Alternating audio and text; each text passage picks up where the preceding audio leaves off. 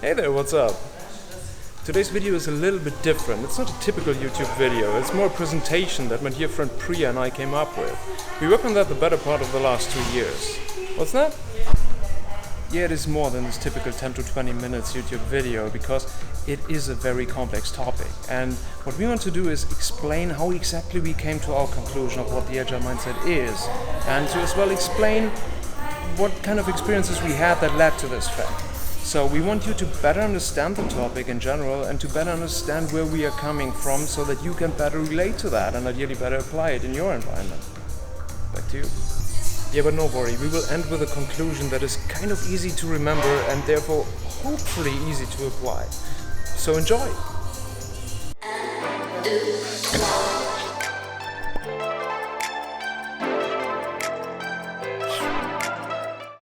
Welcome! I'm really thrilled to see you here. Both of us actually are, right? Yeah, I'm surely true too. That's just a lot of enthusiasm, which is good. This will be the mood today. It's more yin and yang and all that thing. Yeah, you kind of know that stuff, I guess.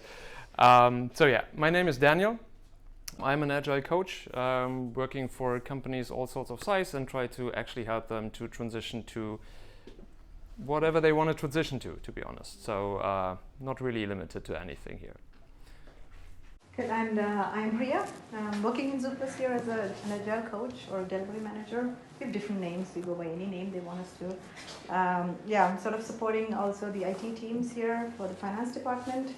My counterpart Ilya is also there for another department. So basically helping teams, product owners, head ops, business stakeholders, whoever wants our advice on to how to take the path to Agile, I'm there for them. Good. So, both of us, we have worked together as well for a couple of years. We have trained or coached about more than 30 teams in 4 different companies on their path towards Agile, very generally speaking, and try to tailor or help them to tailor the processes and the means so they want to work together however they please.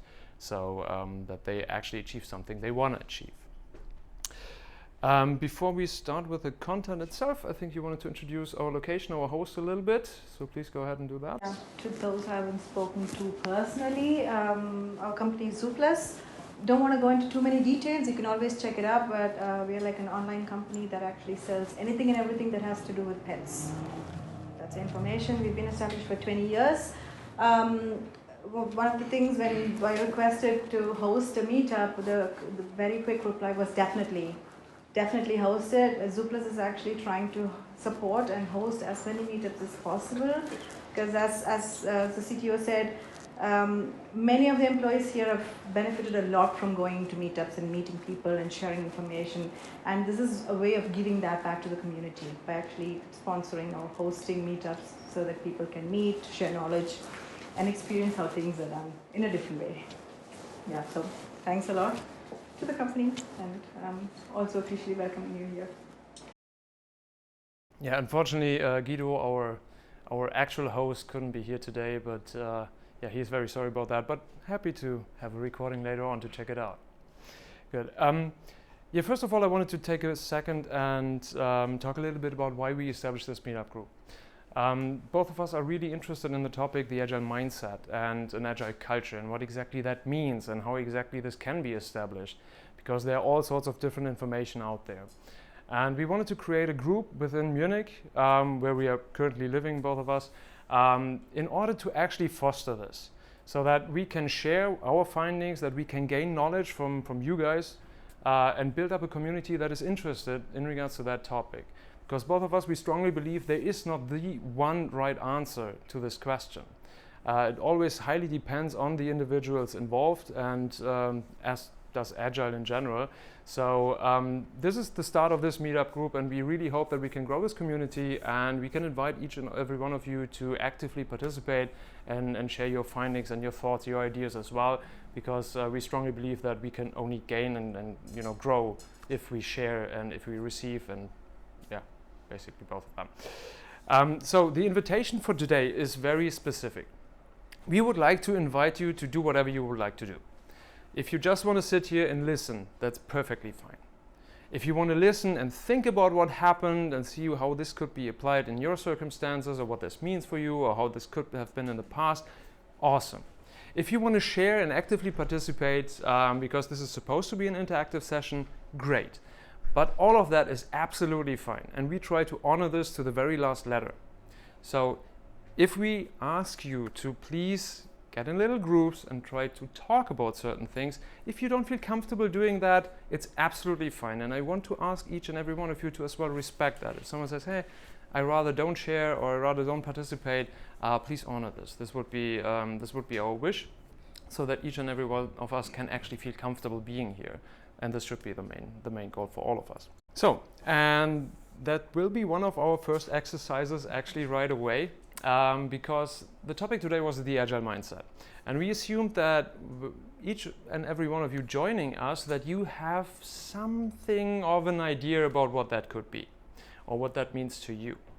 And we would like you to reflect upon that idea by getting in groups of 2 or 3 or maybe 4 people and just quickly in 2 or 3 minutes share what exactly does the Agile mindset or the Agile mind mean to you. Keep in mind there is no right or wrong answer, at least not from my perspective. But please go ahead and do this right now for about 2 or 3 minutes. Just share what does the Agile mind mean to you. So what is the Agile mind? Anyone willing to share? Flexibility, openness, questioning the status quo, collaborative, adaptive, iterative, incremental. Having an incremental mindset, that sounds good. I like that. Adaptable, good. We asked ourselves exactly that question about 2 years ago. We've both participated at the Certified Agile Leadership track from the Scrum Alliance, and this one actually goes into this direction, Agile culture and how to develop an Agile culture. And we figured for ourselves that the Agile mindset is really interesting for us, and we can't pinpoint what it is. We believe we have it, and we believe we can even coach others to gain it, but there was no really good definition of what it is. So we started to actually develop it ourselves, what it means for us. And today we would like to take you on the journey how we actually get there, how we got there. And as well want to give you 1 or 2 indicators how you can apply this in your environment, in your circumstances, if you please to do so. Yeah, so like right before we get into it, like Daniel mentioned, this is how we came into this solution. Doesn't mean that it's the right one. It's right for us, at least, if we've adapted it and we found it to be very close to what we're looking for. You can take away what you want from it. There's no right, there's no wrong. So if you want to go with that's not how I see it, you're welcome to think that way. Good. Before we go into what is an Agile mindset, I would like to also ask you, do you actually think having a mindset matters? Right. We're not talking Agile now. Okay. Just does having a mindset actually matter to you, or matter in general? Like having a certain mindset or having the right mindset, whatever certain and right means, but is it actually important to have a mindset? If you believe so, would you please raise a hand? We really believe that having a mindset is really important in any and every aspect of your life. Can give you a couple of examples. I mean, you don't have to, like said. People who said, no, I don't really think it's important, it's fine for you. We really think it's important. We've faced it in different circumstances, and we've also seen how having the right mindset or having a mindset to do something really brings a change in whatever you want to do. An example that I can actually give you is we recently met Mrs. Deborah Sear. I don't know if you've heard of her. She participated in a rowing competition across the Atlantic a couple of years ago. Special circumstances. She's never rowed before in her life. She entered this competition with her husband. They had to make their own rowing boat and everything, and then they started rowing. 1 week or so into the race, her husband developed a panic attack and felt that he cannot go further on. And they had to take him away. They came and took him away, and she had the choice now to continue alone or like give up. At that point, she was like, no, I'm going to do it. Never rowed before in my life, but I'm going to do it. And she undertook this journey. And it was tough. It was really tough. Imagine that there were days when she rode the whole day, and in the night she just went back and against the current. And she was like, okay, oh my God, this is not working out. Many difficulties. And sometime through, she decided, okay, I want to quit. I can't do this. And the only contact she had was via the satellite phone radio thing to her crew back home. And she had a twin sister there who was communicating with her. And at a point, she called up her sister and said, I can't do this. This is just too overwhelming. I don't want to do it anymore. And her twin sister said back, no, you don't have a choice. You're doing it. I'm here for you. You're doing it. Face it. This is a challenge you have to face. We're there for you. From here, we'll support you, but this is you. Go for it. At that moment, she had this, I'm going to do it. No matter what I face, I will do it. She set her mindset at that point. The decision that she is going to do it. And that took her through the difficulties. Right? And she made it, the first woman alone to row across the Atlantic. And that changed her life. And now she's a motivational speaker, and she says, you have no idea what I went through.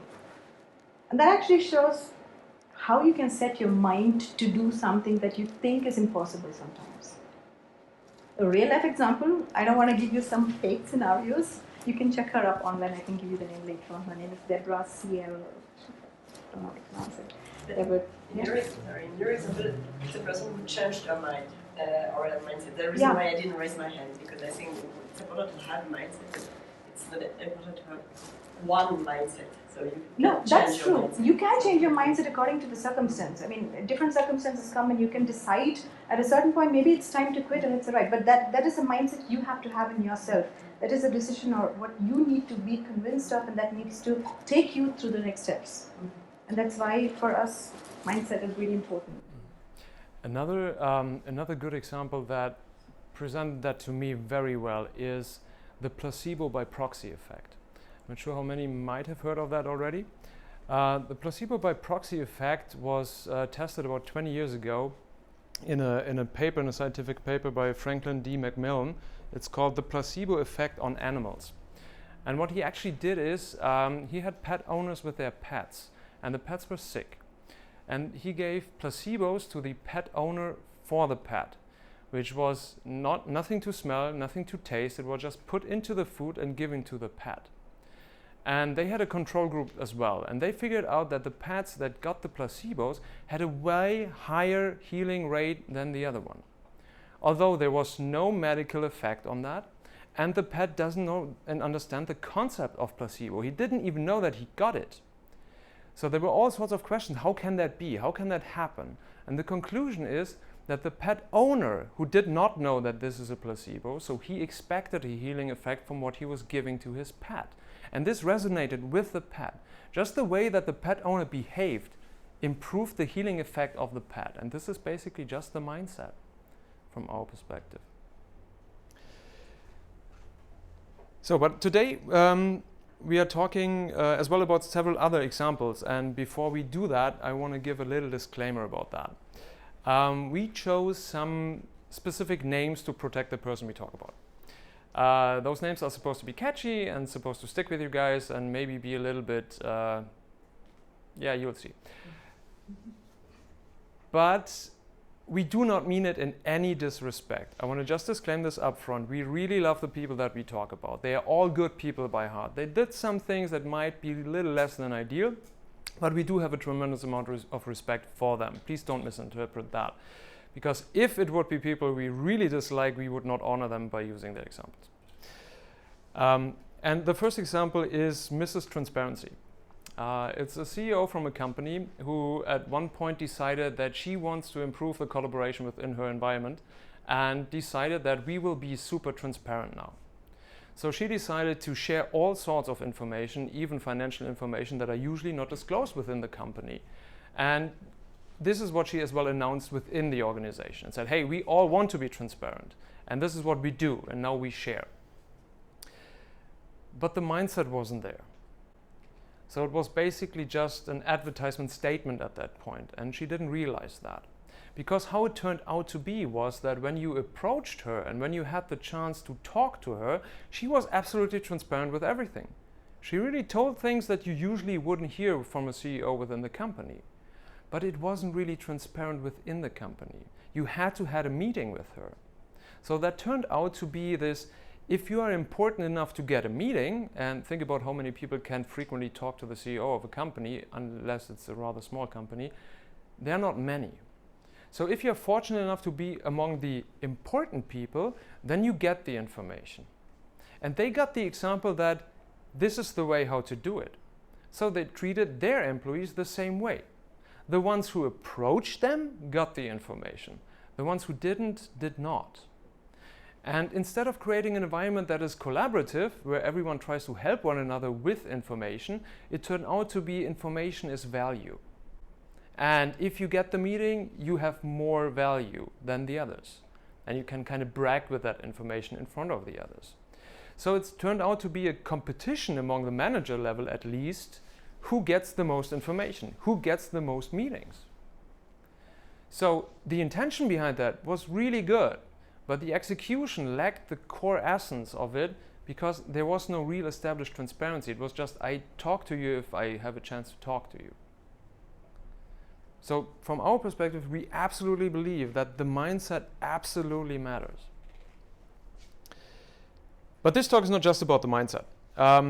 It is actually about the agile mindset, or an agile mindset. So the next thing that we did is we asked ourselves, what exactly is the most important aspect on agile? Why do people do agile? And for us, one thing came to mind, and that is working software over comprehensive documentation. Most companies do agile because they want to produce more or quicker or better. So in essence, they want to deliver. This is the reason why they do agile. And unless, of course, you might know that the most effective way of doing something or achieving something is if you do it just by yourself, if you are a one-man army. Because then you completely annihilate the reason for communication and collaboration with all sorts of caveats in there. You just do it yourself. Only problem there is if you want to write some complex piece of software, you might need years and years, and by the time you're ready, nobody needs it anymore. So you need to collaborate and you need to communicate, usually. So that's why we kind of reject this one-man army idea. But one of the core aspects of delivering, or what we believe is absolutely necessary to deliver, is collaboration. You need to collaborate with your peers in order to achieve something. And as I mentioned just before in the example of Miss Transparency, be very, very careful, because collaboration can be harmed so easily by any sorts of competition, which is essentially the opposite of collaboration. And we as well have one example that we have encountered in our past. And if you dislike the example, this is actually from feedback from you guys, at least the ones who signed up until a week or two ago, where we asked each of you what you want to see in a meetup. And like war stories, examples was one of the most mentioned items. So we have plenty of them today. So the next example is someone that we call Mr. Superfast. And his lead, Mr. Comfort Zone. So we were asked to coach one team, and when we came in, we identified the two strongest characters were Mr. Comfort Zone as the director of the project, and Mr. Superfast, who was the main lead developer, if you like to call it that way. They were working already in they used agile terms, so they haven't had a lead developer, but it was very clear that this is the strongest developer who had the most trust from the director of the project. And we were told that this guy is so awesome because he's so awesomely fast and everything is so good. That's impressive, that's cool. We, of course, interviewed each and every one within the project and tried to identify what is happening, what are the desires, and so on and so forth. And we figured out that this perception wasn't really right, at least not among the rest of the team. Among the rest of the team, it was kind of clear that everything that was developed from Mr. Superfast was working if you used the piece of software exactly in the way it was intended to be used. But if you tried a little bit something different or used it not exactly in the way it was intended, it kind of fall apart. And whatever he was developing had a lot of rework to do.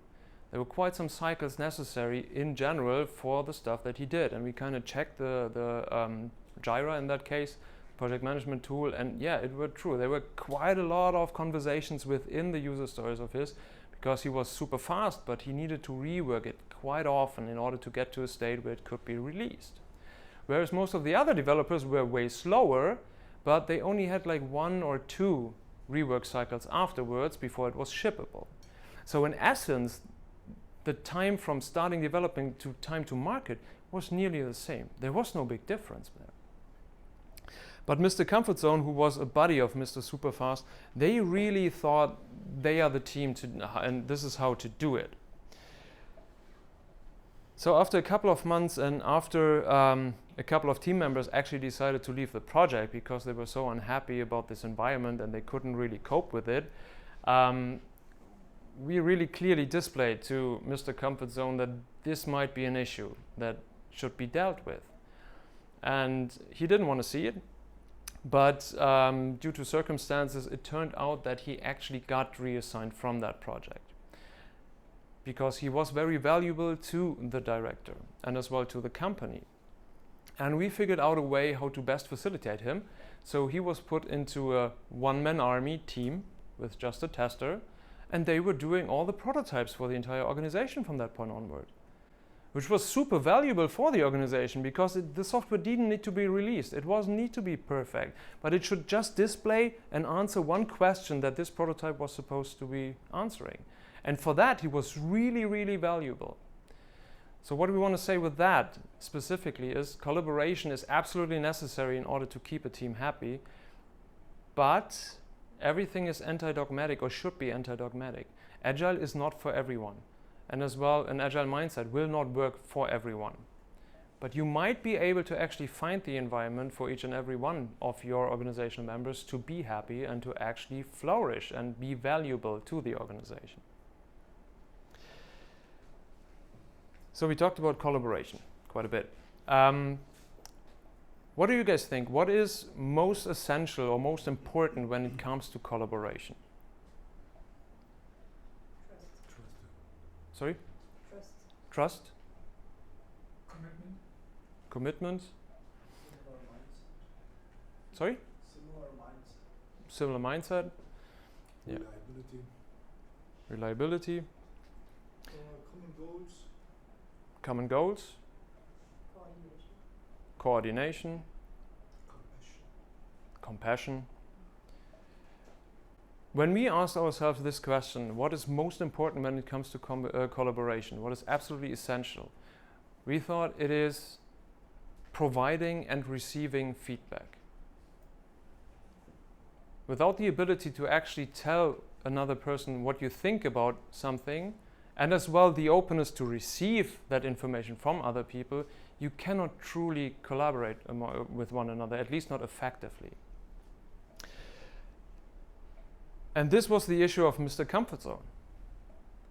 He was really set in his ways when it comes to Mr. Superfast. He wanted him to be good and to be perceived as good.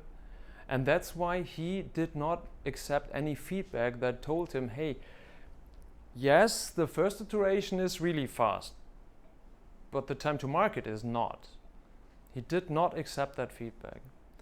And even further, there's one other example when it comes to that. He was not actually a developer at that point anymore, but he was one in the past. And as a director of the project, he wanted to be able to judge what his team members are doing, to review the code basically. And that led to the fact that he prevented the project from actually adapting to a more modern technology, because that would have required him to actually learn that new technology or accept that he is not able to judge the code anymore. So he forced the entire team to actually stick to a technology that none of the team members wanted to have. They all thought there is better technology to produce or to deliver what the product owner wanted to deliver, but it was just not possible in that environment, which again led to quite a few people departing from the project or the company before this could actually be changed. There's only one way of changing a mindset, and that is the person who has the mindset needs to want that. He needs to have the desire to change. What we did is we just try to mirror what happens and try to display how we see things. And again, we don't claim that this is universal truth. We just say, hey, this is how we perceive it, think about it. And it took quite a few examples, but at a certain point, he realized as well that there's maybe a change required. Specifically after, a more than non-significant portion of the team decided to leave the team. If everything is awesome from your perspective, why change? It was necessary for him to realize that yes, he as a person is actually causing, conflict in the team, and because of his actions, the other team members are not feeling well. So he actually also agreed, okay, I'm not suited to such an environment. It was a mutual decision. It was not like he was transported from one team to another, but it came to the understanding, okay, you're good at doing things very fast, but not really in the most qualitative way that the team members would like to have it, or that we can't rely on you on these things. And he agreed. He was super fast. He is going to actually work on prototypes, which is actually also something really valuable to the company. So it was a mutual decision, but he was made aware of his actions or his mindset. And later on, he eventually also used to talk about how he has also started thinking in terms of others. But like I said, it's a mindset is something that takes time. Especially if you believe you're doing something awesome, and if somebody comes to you and says, yeah, you're not really awesome, it's not going to be very easy to change it. It needs to continuously be adapted into yourself. So we believe that good came out of it. I still believe that. But like I said, it's something they need to continuously adapt to themselves and be aware of. To summarize that thought process that we had, we believe that an agile mindset needs to continue the idea of delivery and collaboration, and therefore as well feedback. Good. Now, I'm going to take over with feedback. When we say feedback, I think this is something everybody has used or is using in your organization, right? Feedback could mean one-on-ones, peer reviews, 360 degrees, tons and tons of surveys. You just give surveys and you get all sort of fancy forms that you can send out to your teams or to departments to actually ask your opinion. Feedback is something we all use. What is the use of it? Why are we using this feedback? To give direction, to get ideas about how you would like to do something or how to improve yourself. So there is a reason for this feedback. You're going to be using the feedback that you received in order to do something better or create something that is going to be of value. For that, the type of feedback you get matters. And we believe that the feedback that you get should be authentic so that you can actually do something with it, right? Otherwise, you could tell all these things to me, and if none of you are authentic, I'm going to go back in the same situation I was before. So asking all those questions and sending out all those surveys is not going to be of any help to me. Right? We recently went to a meetup where, there was this presentation, and the person who presented it said, hey, I'm going to show this to you and I'm going to use it for an international conference later on, so I would like to get your feedback on it. And all good, we were listening to it, and at a certain point there was a slide with like a black background or like dark gray background and red letters on it. The first thing I saw was, I was like, oh wow, what the heck is that? I love the colors black and red and everything, but seeing it on the screen was not really good. I was not able to read it. Most of the people I could see were like squinting and trying to listen to him so that they could read it. We went to the guy later on and said, hey, you want feedback? So, that slide is not really good. Beautiful to look at, but not really, effective in terms of people wanting to read it. And that was authentic from our part. We wanted to make sure that when he goes to an international conference, that he understands that people going to see it are going to like, what is that on the screen? And they're going to have a negative feeling, right? And we didn't know this person, but we wanted to be authentic with our feedback because giving feedback matters. And that's why we always say, feedback given should be authentic for anybody to do anything with it. Like when I ask for surveys and everything, I would rather have authentic feedback, even though it's not going to be what I expect, rather than people saying, yeah, it's okay, it's fine, go ahead. Right? Then I'm going to go ahead, and then what is going to happen is I'm going to go with, okay, guys, I asked for feedback. You gave me something. Based on that, I went, and I sort of, it was an embarrassing moment for me. Right? In order to give this feedback, in order to give this authentic feedback, we need to do something. When I ask you for feedback, I need to make sure that you're feeling safe enough to give me authentic feedback. Because like at the start, Daniel said, guys, feel free to do whatever you want to do. And that is actually meant wholeheartedly. Because otherwise, what happens is, in many situations are there where the lead or the coach or whoever it is goes and says, guys, safe environment, do whatever you want to, talk to me, whatever you want to talk about. And somebody is brave enough to get up and says, I don't like the way we're doing things. And he goes, okay, fine, thank you for your feedback. And next thing he goes and says, I don't like that person, he seems to be disrupting everything. And that person is now, okay, the person who actually causes problems in the company, because he was brave enough to give feedback. And we had exactly that example just a couple of weeks ago in a coaching retreat, where it was as well announced in the very beginning, this is supposed to be a safe environment for everyone. And then they introduced a tip box, kind of for the host of this, to tip the waiters there. And the guy who introduced that, he was basically like, hey, this guy has the tip box. If you want to tip the waiters, please go to him and put it in there. And he said, yeah, but no coins. No coins. So he immediately restricted and made it kind of an unsafe environment for the ones who actually just wanted to give it a coin or a euro or two or whatever.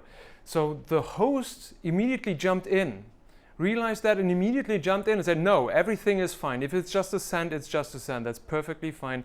Please don't be discouraged. But of course, at that point, it was already out there. And that guy that you would give it to, he doesn't want to have coins. So it was introduced and annihilated in about 10 seconds. And that was actually very bad. Yeah, and this is something we need to reflect on a day-to-day basis. When you talk about creating an environment and you go with, my developers are not saying anything to me, come on, what can I do for them? Like, should I buy them beer? No, you need to create a safe environment, because that is the only way people will start trusting you. So it's important for collaboration, trust is important. Yes, it is.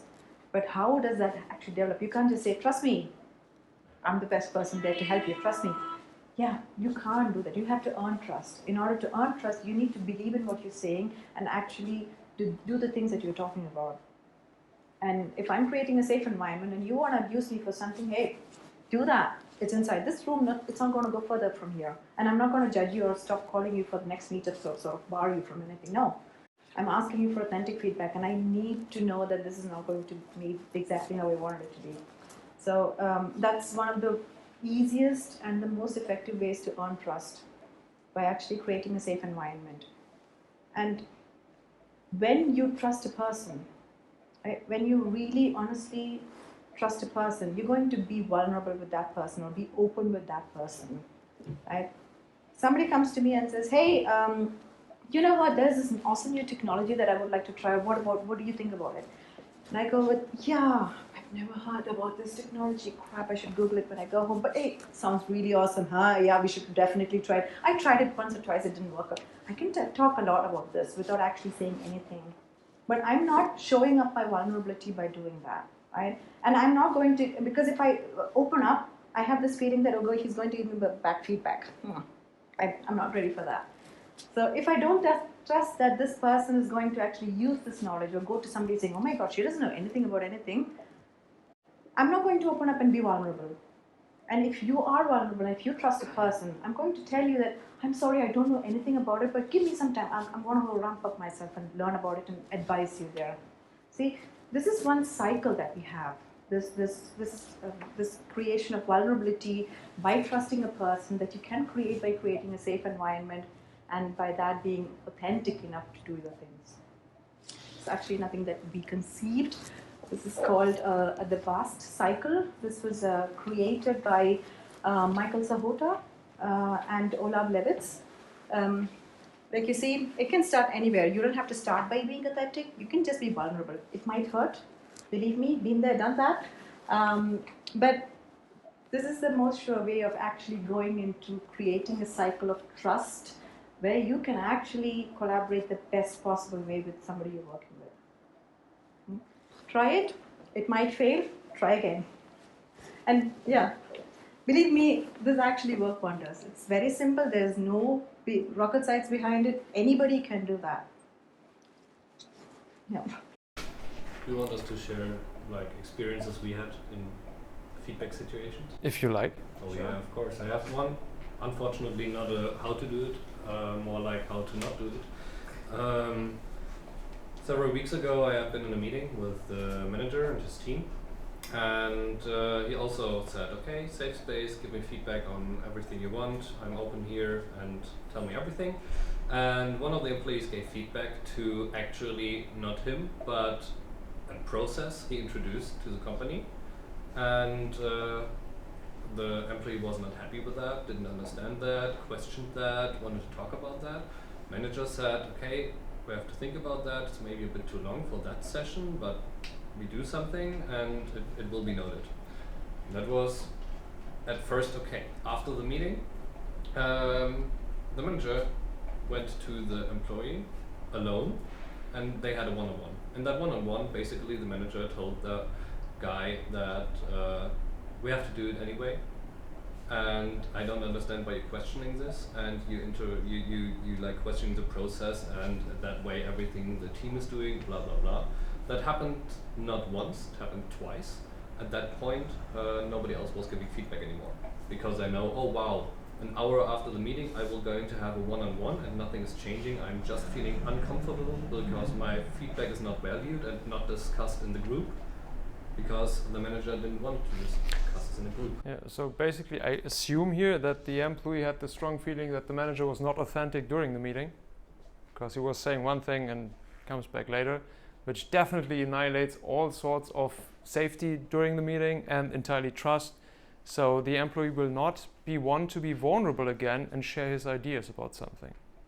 It's a vicious cycle in that case.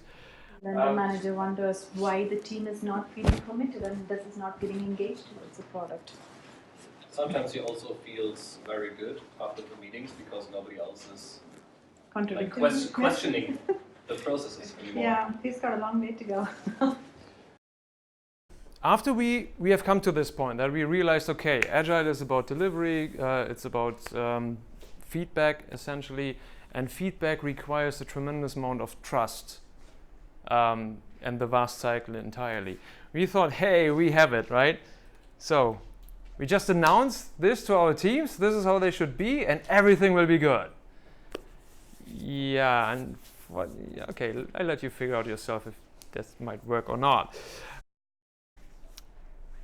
I have a question for you guys. Have you ever worked in an environment where someone approached you and told you, hey, this is our new culture, or this is the culture how we will work now? Did this ever happen to you guys? Please raise one hand. Okay. For you guys who have been in this environment, have you ever encountered that after that one of your colleagues or peers told you like, oh yeah, that's awesome, that's really, really good, but I'm just busy today, you know, but I start with that right tomorrow, I will do that, yeah, that's okay, we will do that.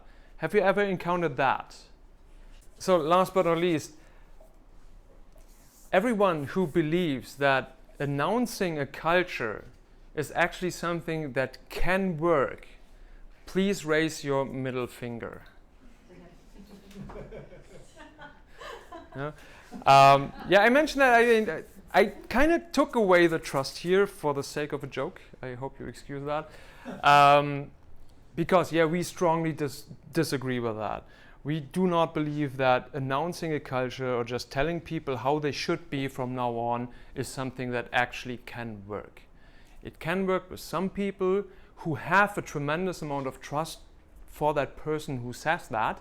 They might follow without being entirely convinced, but as an organization, as a system, this will never work.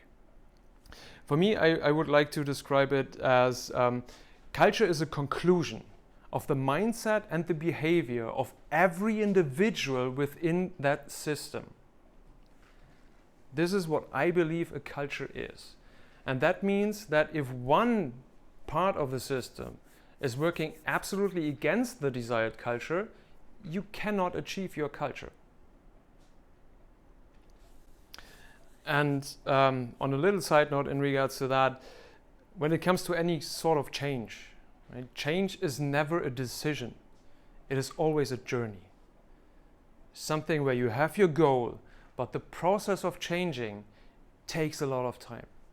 I mean, I don't know if you know anyone who quit smoking because they just decided from today to tomorrow, hey, I quit smoking now. I know these people exist. I have a tremendous amount of respect for them because they are really strong in their mind. I can't do that. Just doesn't work for me. And for most other people, it doesn't work that way as well. I would like you to ask again to go in smaller groups and discuss, how do you believe such a change can happen? How can you change the culture, or how can you change the mindset of an organization? Please go ahead, just 2 to 3 minutes. What do you believe this is? Thank you very much. So, anyone willing to share? No worries, we will come up with our answer to that question for sure. Okay, I will not repeat everything for the recording, but I just want to say it's like leaders go first. Okay. Leaders eat last. Vegetarian or just no? Okay. Everyone needs to understand the intent behind the change. Okay. So there's something lost in translation between the executives and the teams. Agile ideas and bust up. Okay. So I want to share what we came up with. So we first of all strongly believe that there are 2 sides of this coin. If it comes to a cultural change, if it comes to a mindset change, there are 2 sides of it. One of them is the individual level. This is you personally.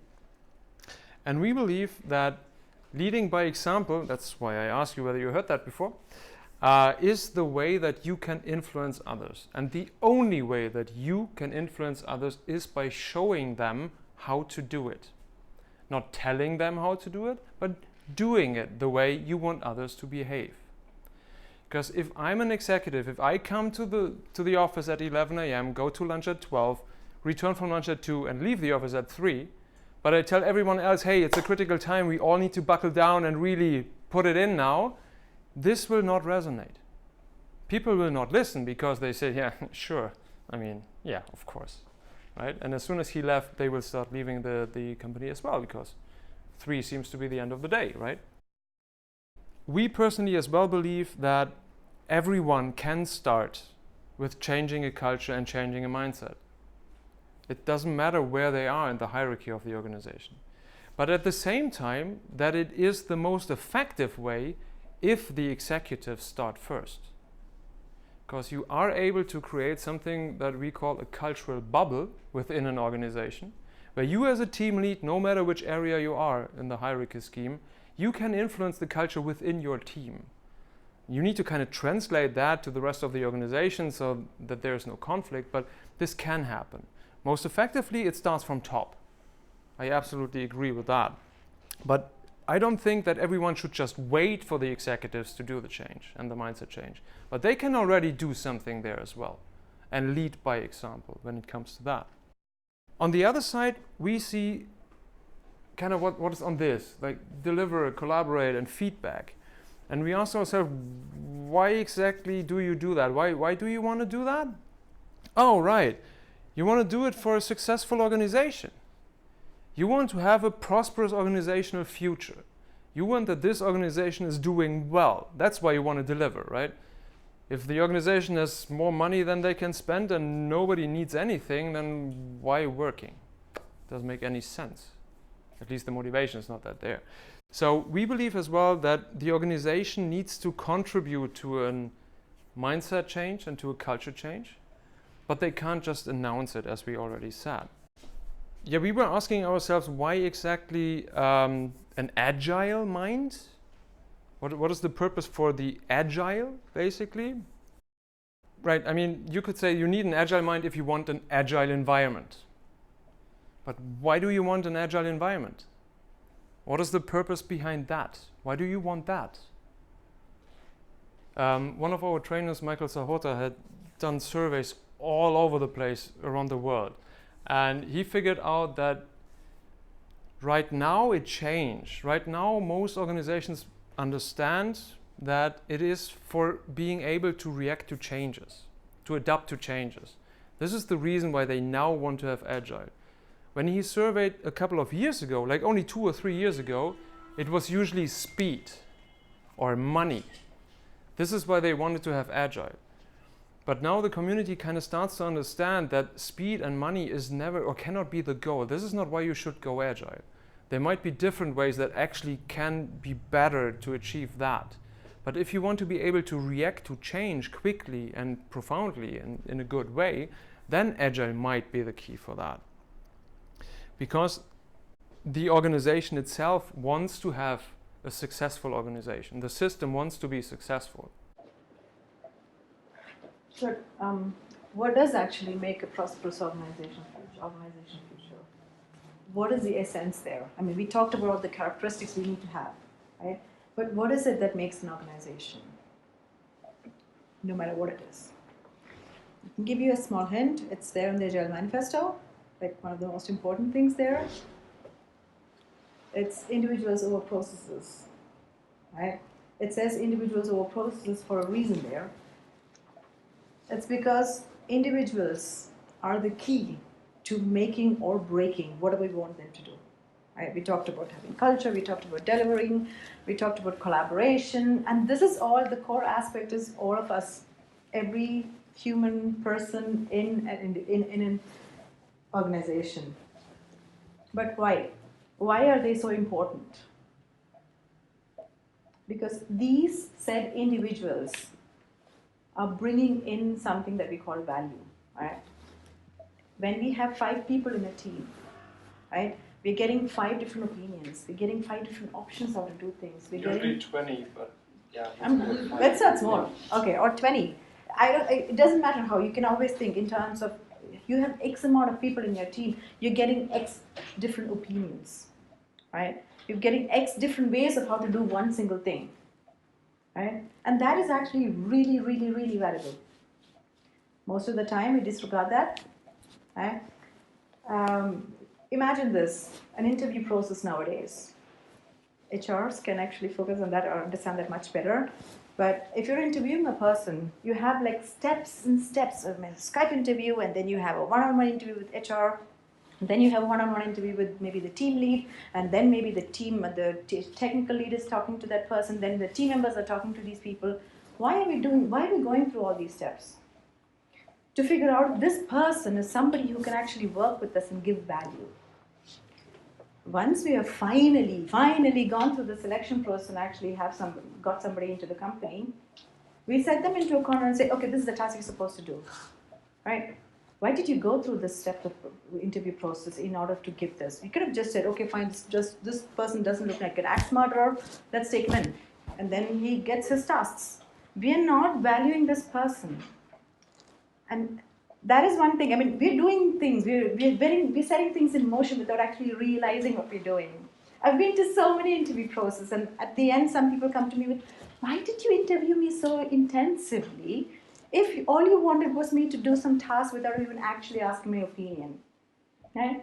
It's something that everybody goes through, reflect on that. And this is something you're actually getting in individuals to get value from them. And what's the first thing you should do? You should value them, right? There are different ways of valuing them, and we're not even talking salary here. Every individual has his or her way of being valued. But some basic things, like a very small starter, stop calling them individuals. Stop calling them resources. And many a times I've heard people like, okay, I can spare 5 resources. Really, they're not resources. Don't say that, especially in front of them. Don't call them individuals or don't call them employees, at least in front of them. If I have 20 to 25 team members. The day I call somebody employees, I want to kill myself, and I'm trying actively not to do that since a long time now. Right? Value them, call them members. This person is a member of the organization, which actually can make you successful or not, or actually can put your organization on a map, which is called successful. So something you can start doing. It's a very small thing. think of it. Stop calling them, oh, this is my chief technical resource. This is the chief executive resource. No, they're not resources. They're human beings. They need to be valued. So first thing you always say, call them members. So we do that and value them. Value the members in your organization. See them for who they are and what they can do to make you be the person, be the company that you want to be. Right? And I've seen a couple of times that from several different hierarchical levels that I got approached and told them, yeah, but we are paying him, so they are supposed to bring value, right? That's the deal, right? We pay them and they are supposed to do their work. Actually, that's not really true if you think about it. Most contracts don't specify what you have to accomplish in a given time frame. They only specify the amount of hours you have to be in the office. So you actually do pay them for being in the office, not really achieving something specific. And specifically when it comes to giving all their knowledge that they have in order to maximize the quality of the product. Just doing something, yes, sure. But giving everything they can, this is something you don't get just by paying them. And we had one example that will follow us now for a little bit. This is someone that we called Mr. 9 to 5. So when we took over a team, there was this one person who was he was separated and isolated from the others. He came in very early in the morning, like when I'm usually still asleep, and he left at 4 because his hour were over.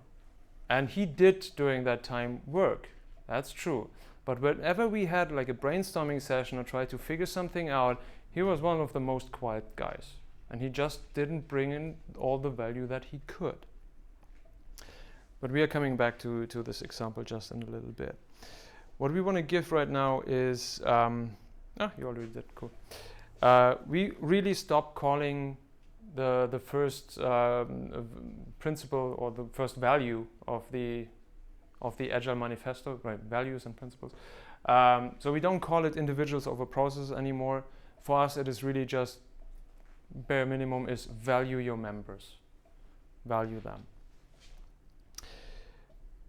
In order to have a successful organization, you want them, as we said earlier, you want them to deliver. And so we call it now produce. We want them to be productive. This is what we aim with our members in the organization. And Mr. 9 to 5 was doing something, yes, right? There was no way to legally kind of warn him for not doing his job, because he was doing something. That was okay. But when we talked to him and when we asked him, like, what are your goals? Why do you do this? What do you want to achieve? It was very clear. I want to have a senior title. I want to have a raise. Oh, and I want both with only working 4 days a week from now on. So it was very clear for us, there's not a single organizational goal in that. He has only individual goals. And be very careful if you ever encounter that, because this usually is a sign for being disconnected to the organization. And if you're disconnected to the organization, you do not care. Or in other words, you are not engaged with the organization. And that is a very clear sign that this person does not provide all the value that he could, because he simply doesn't care, other than getting his paycheck and bringing in his hours. And that's about it. And how can you solve that case? Because I have exactly the same case. Yeah, Like we exactly the same one. we luckily could, but it took a lot of time. Just want to say this up front. What we did is we first tried to establish trust. We first used the VAST cycle. We talked to him and we gave him our honest and clear and undivided opinion. What we think about how we perceive him. And it was very clear, this is how we perceive you. We perceive you like you don't really want to give everything that you can. You're just coming in to do your hours, but that's basically it. And in first place, for him this was discouraging, because he thought, okay, so my lead is going to know that now, even the hierarchy above that is going to know that now. I will have issues from now on. So I will not get my raise, I will not get my title, I will not get my 4-day a week. This was his first, I assume, this was his first reaction to what we told him, how we perceived him. But after weeks and even months, nothing happened to him. And when he got his next appraisal, he figured out that his lead doesn't really see it that way and didn't give any feedback in that regard. We talked to him frequently. And at a certain point, he realized, okay, maybe I can actually trust these guys. They are not abusing it. They are not basically blaming me for something and putting me on a pedestal to fail. No, they are not. Maybe they really want to help me. And after quite a bit, he opened up. And we identified the real reason for his behavior. And that was, he was once in a different team, in a different project. And he was kind of the mentor of the developers in the other project. He was respected there. People came to him for his opinion. And he really loved that. He loved teaching people and training others and being seen as a respectful guy. But that project unfortunately got discontinued. And he came into the office one morning, got told, hey, your project is being discontinued. You are now working in this team. You're starting in an hour, pack your stuff and move over there. For him, it felt really, really bad. He felt like a chess piece, just like a pawn, just being placed around by the organization. Not really valued at all. So he was in a very, very bad state of mind, upset. Joined the new group. The new group was, it was an established group even. They really knew each other and it was a social environment for them as a social group, but he was out of it. I mean, if you're in a happy group with your peers and there's this one guy coming in with such a face and really unhappy, yeah, you might try to invite him once or twice or maybe 3 times, but he was really, really upset and destructive till, really deeply upset. So they at a certain point said, okay, that's this guy, he's just doing his task, let him do it, we are still our team. And they even treated him as an outsider. And this kind of intensified within him because he felt already like an outsider and like a pawn, and this just multiplied. After we realized that, it was actually quite easy to fix because now we understood where his frustration comes from and his disengagement to the organization. That was, he was not respected, he wasn't valued, he wasn't even seen as a mentor. The other team members didn't even know what he's capable of doing. So after we realized that, we could actually exercise some team building methods and gave him tasks that forced him to do pair programming and other things with other developers so that they actually started to get to know each other. And then everything improved from that point onwards. But it took time because trust was missing and he was deeply upset how he was treated. He didn't feel valued. In order to be engaged, generally speaking, we thought, okay, what do you actually need to make people care, to make them engaged with their organization and with their system? And we believe that the answer to this is influence. When a member of a team or anyone in the organization has influence in what he's about to do and how he's about to do it, he or she, by the way, no difference, then this leads them to being engaged, because then they actually can care about something. And I do not mean this like dogmatic, so I wouldn't basically allow an employee or a tester to define the strategy of the organization. But within their realm, if you think about just one simple Scrum team, when it comes to the question, what is the next feature to do? Right? That's usually the responsibility of the product owner to decide that. But in the planning session, how it is actually designed in the Scrum environment, they are supposed to talk to the developers and the team and figure out together what is the next feature. Because I might have an idea as a product owner what it is, but the entire team will tell me this is super expensive. This will take months and months to develop. And then the product owner might say, yeah, okay, well, in that case, I don't want that. Or even like, hey, if you want this feature, there's another feature in the backlog that we could actually do together. and that would be a little bit more efficient doing that. So there is some certain influence that the team has in regards to what will be developed next. They don't have the final decision upon that, but they can influence it. And their word will be heard or should be heard. On the other hand, when it comes to the questions how much the team can do in the next sprint, or how exactly they will, like which user story they will do first, or how exactly they will resolve an issue, that's something that only the team is supposed to decide, because they are the ones who are actually affected by creating the outcome or solving the problem. The influence is the part that we are really keen on, where we believe in order to make people engage, you need to provide them with influence so that they can actually care about what they are doing next, because they did kind of decide it, or at least they had a chance of influencing it. There's this this one phrasing, I really apologize, I don't know where I heard this first, it's definitely not from me. It's like, put the decision where the information is, or put the decision where the impact and the effect is. There's one book that I can recommend. It's actually as well a YouTube video, a very, very good one. It's called Turn the Ship Around. They go in the same direction. They don't phrase it exactly like that, but it's David Marquardt, who was a naval captain of a submarine.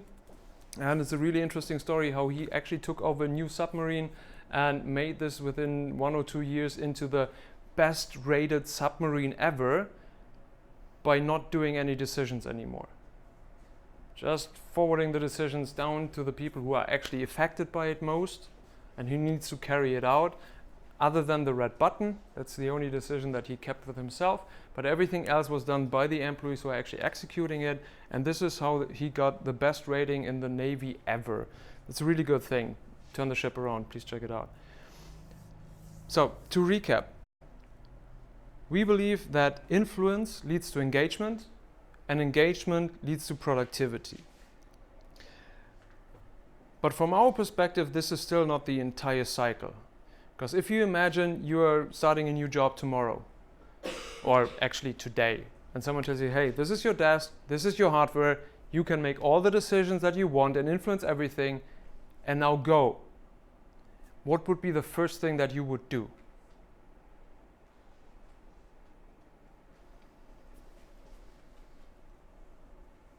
I mean, you kind of don't know yet, right? You don't know what's supposed to happen. You don't know the goal. You don't know the task that the team or whatever environment you're currently in is supposed to do. So what you need is intent. You need to know the goal and why is this the goal, so that you can actually do decisions that is best for the organization. You can as well see this very clearly in the third part of a user story.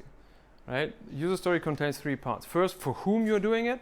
The second part is what you're supposed to do. And the third part is, why are you doing it? Because this makes you way better understand what the actual solution can be, the best solution can be. Because quite often, whoever requests something has one solution in mind, and this is the solution he's requesting. But by providing as well the intent, what he's trying to achieve with that, you allow every participant to actually be creative and influence and say, hey, if you want this intent to happen, I have a better solution than the one you requested. And quite often this actually leads to a better outcome. The question why. Many people tend to ignore that, but it's a really powerful question. Why do you want to have that? It actually brings out the reasoning and what they want, and then you can write, if you want to have that, I have a much better solution. This is really valuing somebody. I'm just asking for something, you give me, you tell me what I should do, what you should do, or what we should do in order to achieve that. People forget to ask the why. Many days I just go to my team and say, did you ask why today? And they go, yes, we need to ask why. We had this, estimation session or grooming session, planning session.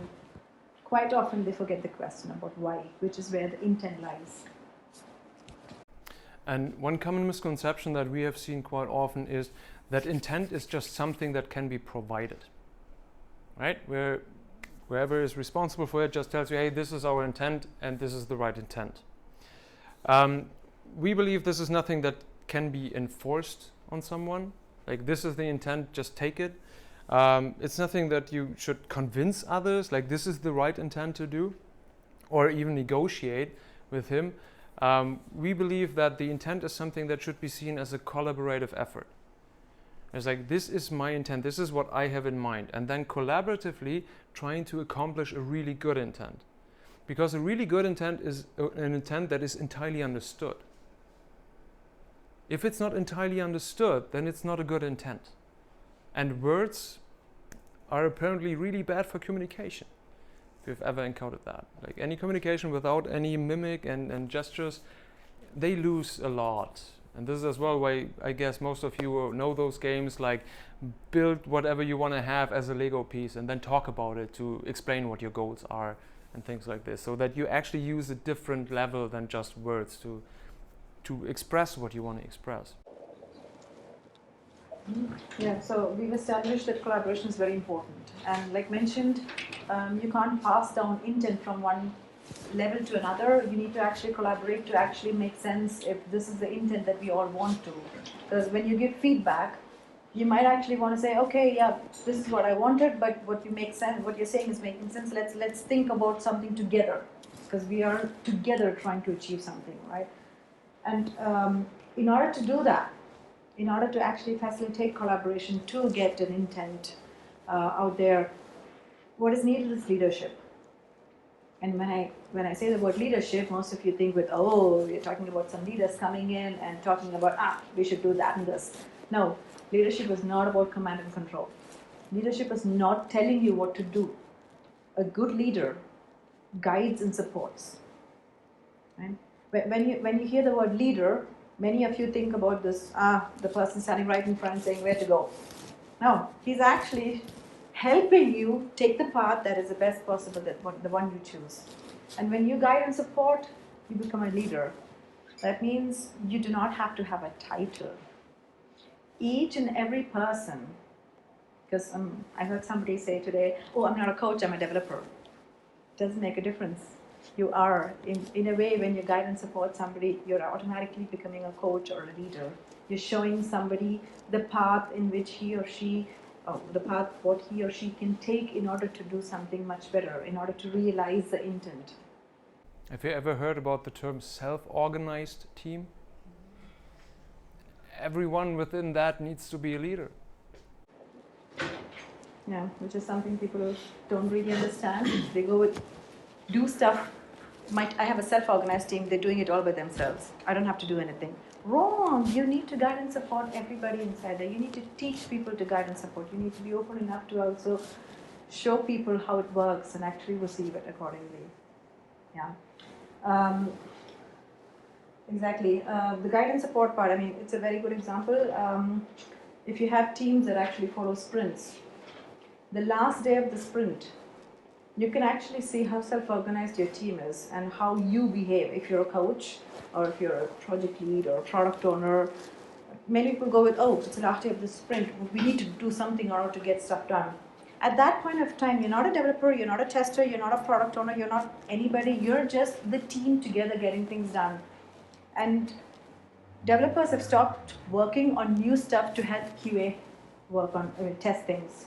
Right? If you are a coach and you can't do anything, you say, good, let me bring you coffee. What can I do? What can I do so that my life is devoted to making your life easier to get the sprint done? Right? The product owners are helping with testing the features or doing something else. Everybody rallies together. Right? This is where this guiding each other, supporting each other to get this common goal, to get the intent there done. This is where you say, okay, that team is awesome. If you have team members saying, yeah, I'm done with my user story, that guy has a 5.0 open, I don't know, I'm going to work on something else, you have a problem there. That's where you need to go in and ask, guys, why are you not supporting your team members? You have a common goal here. You're not doing your part. You just can't finish your user story and go away. We are in it together. Right? When we come to that, for some people, when we say intent, you need to understand what the intent is. And for that, you require knowledge. In a complex organization, you have many, many pockets of knowledge around, like many sources of knowledge. You have very high technical people there having all sources of knowledge of infrastructure. There are people all about something else, about the strategy there. These are all knowledge pockets. You need to be having an awareness of what's happening where and how and when. For that, total transparency is a key point there. Right? If I'm coming to an organization and I want to know, okay, what is the intent of this organization? I'm going to go around and ask people.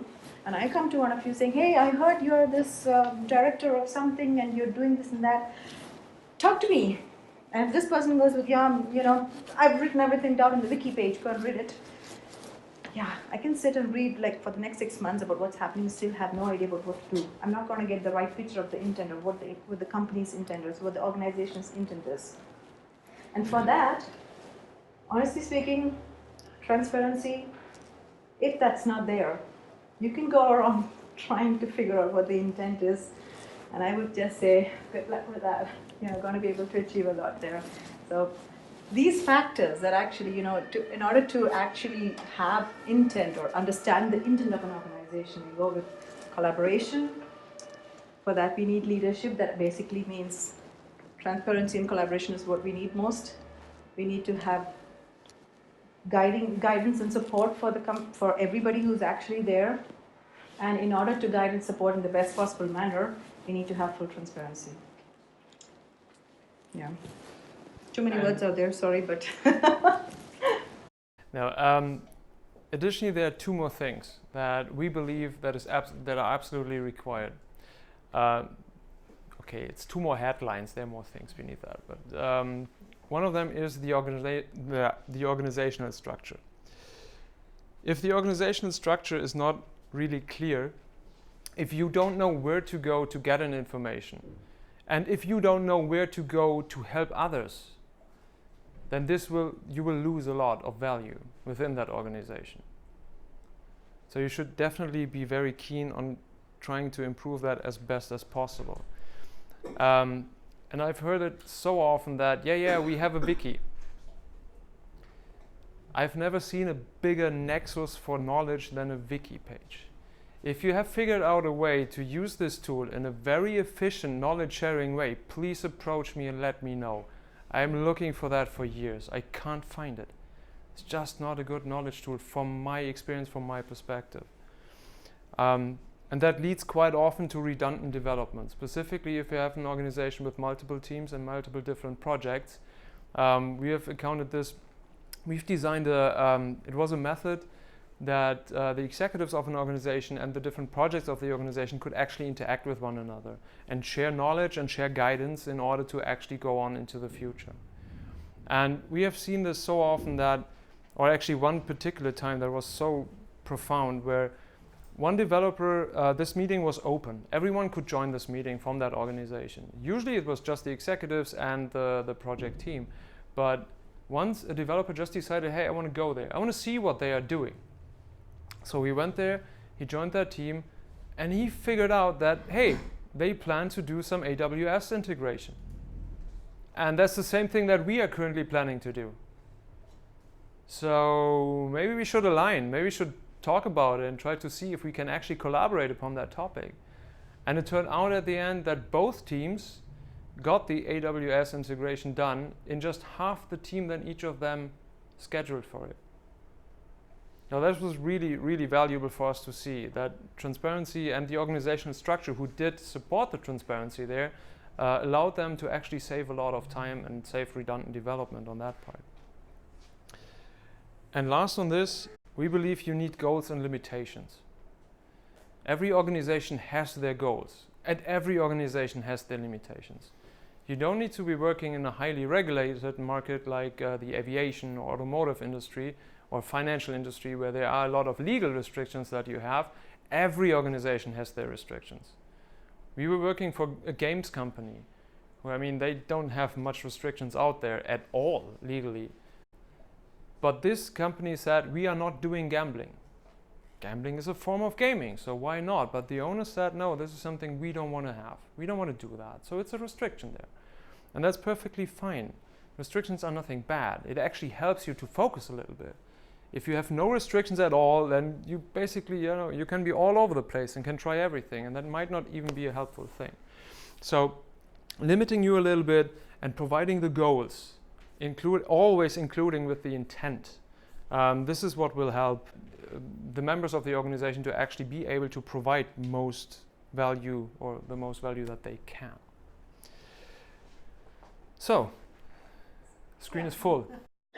Yeah, we've actually talked a lot about many things here. One of the things we've tried to do is try to keep it to very simple words, because we go to many seminars and conferences now where they have so many complex words. I once heard a word subsumption. I'm like, what the heck is that? I actually had to go and ask. It was basically this back and forth feedback, but they had a new word for that. So what we're trying to always do is keep it to simple terms that anybody can understand, and I can explain it further. Right? But we've tried to do things, some things went there, some words went there, some words went here. It was done with a certain purpose in mind. On that side of the screen are actually words or characteristics that every individual by yourself can do, no matter if you're in an organization or you're working alone, or you have a two-man team or whatever. Leading by example. In your daily life, if you have kids, do that. It helps. I've got 2 of them, and I got the sentence that says, you do it like that, why can't I do it? And I'm like, oh yeah, that's actually true. I'm preaching and not practicing. So leading by example is something that's really important. Any human being, the vast cycle, anywhere, anytime, start now. Right? Valuing members, no matter where you have them, in an organization or not, guiding and supporting, and having a mindset. Those are individual characteristics that can actually happen to anybody and should happen in our opinion. On this side of the screen are the things that if you're working in an organization or in a framework, these are things that you should more or less have, like having an intent, letting everybody have an influence over stuff, making sure that there is enough engagement so that people can actually interact, which leads to having productive members, which ultimately leads to having a prosperous organizational future. Right? Then, like Daniel mentioned towards the end, the fact of transparency and collaboration being very important, that leads to an organizational structure where you have some sort of a framework around you. And last but not least, having the goals and the limitations so that you know where to focus on. These are things that is more structure oriented. But we as well believe that if you go to someone and say, hey, this is something that displays the agile mind, that's too much. It's just nobody will remember all of them and go into the next work day and trying to apply that. It's just really too much. So we try to even more simplify that to the very basic core minimum. So that something that is easy to remember and therefore maybe easier to apply. But we wanted to take you on the journey to show how we came up with that.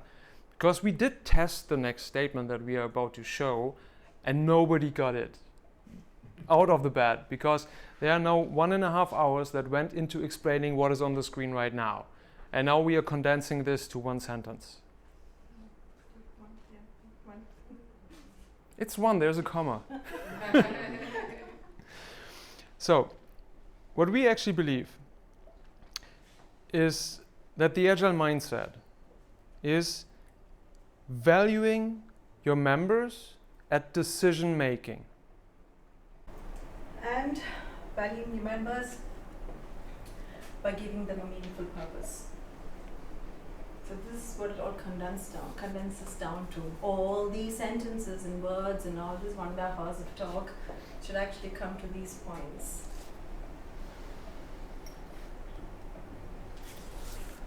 Value members at decision making and with a meaningful purpose. Thank you very much for attending today. Thank you.